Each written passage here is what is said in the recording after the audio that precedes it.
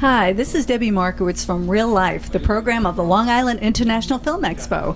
And we have with us one of the producers from SIJI, Driver. Please give us your name and tell us a little bit about the film. My name is Wang. The film is about a driver who basically took a client, and it turned out to be human traffic victim. So it's about a love story, and ultimately it's about human rights, and that's how I got into the film, because I have been producing human rights related programs, mostly documentaries, and when David, the writer director, came to me about this project, I thought this is a good fit, so I jumped onto it. Yeah, I haven't seen it myself yet, but I'm hearing really great things about it all week. So I definitely have to get there and see it. But what are your plans for this film now that it's shot and it's going to be showing around? Is it going to be in theaters at all? Probably not. We don't have the budget for theatrical release, but we're trying to sell it to different markets. So far, it's been sold to China, to Korea, and Africa, and hopefully we'll get a deal soon in the U.S. and Canada. That sounds great. So you said you work on a lot of human rights films. What are some of the other things that you've worked on? For instance, I commissioned a program, a project called Human Harvest. It's about the large-scale government-sponsored illegal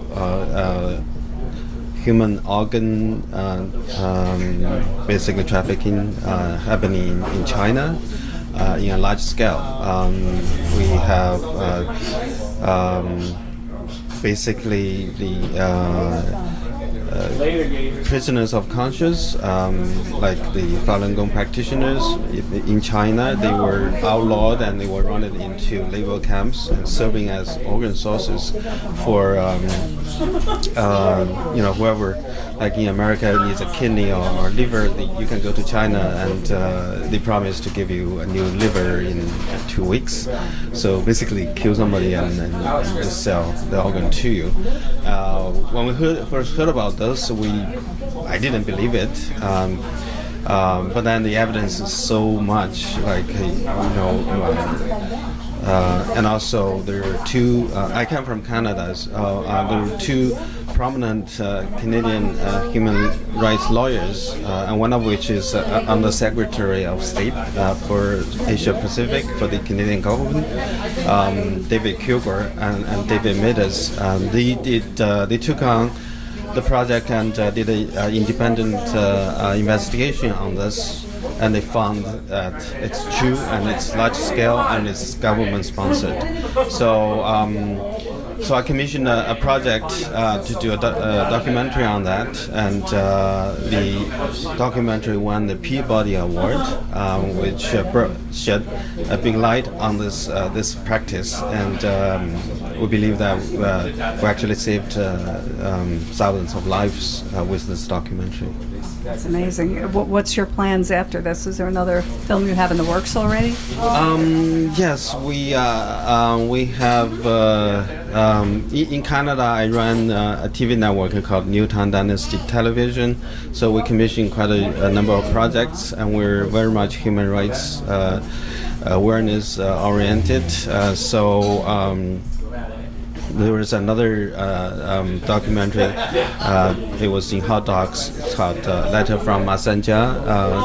It's about basically slave labor coming out of China.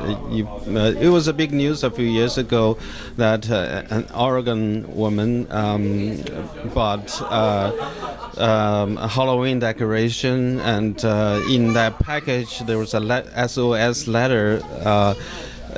Basically, it was in a labor camp called Masanja.